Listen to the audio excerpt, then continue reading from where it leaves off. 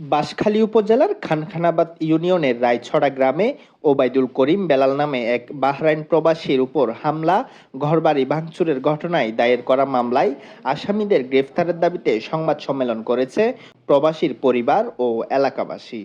ঘটনার ৫ দিন অতিবাহিত হতে চললেও আসামি গ্রেপ্তার না হওয়ায় এবং উল্টো বাদীকে মামলা তুলে নিতে হুমকি দিচ্ছে বলে অভিযোগ করা হয়েছে।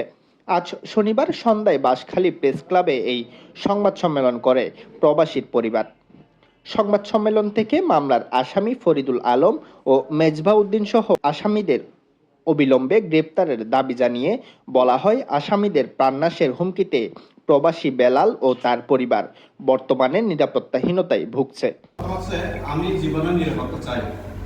আমার যখন প্রথমে ঘরের হামলা করছে যে ফরিদুল আলম পরিবার, আমি আমার ঘরের মধ্যে ঢোকার পরে আমার যে বাচ্চারা ছিল, 3টা বাচ্চা, ছোট বাচ্চা, ওরা নিরাপত্তাহীন মধ্যে আছে।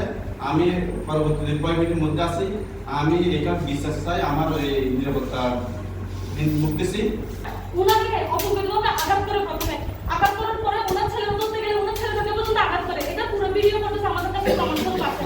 এরপরে ওকে যখন দেখছে ওখানে আছে, তারপর সবাই মিলে, ওদের ভাইরা মিলে সবাই দূরে গিয়ে ওকে বিলে দূরে গিয়ে তারপর ওকে হত্যা করার চেষ্টা করে। মারলে কি হবে, এবং এগুলো আমাদেরকে বিভিন্নভাবে হুমকি দিচ্ছে।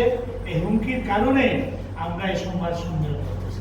সংবাদ সম্মেলনে মামলার বাদী নুসরাত হামিদা আক্তার, ওবায়দুল করিম বেলাল, আহত কামরুল ইসলাম, এলাকার সমাজসেবক অধ্যাপক অলিউল্লাহ, মাস্টার মোহাম্মদ আব্দুল কাদের, মোহাম্মদ আমিনুল ইসলাম, প্রবাসী পিতা গুলাম রব্বানী, মহসেনুল ইসলাম সহ আরও অন্যান্যরা উপস্থিত ছিলেন।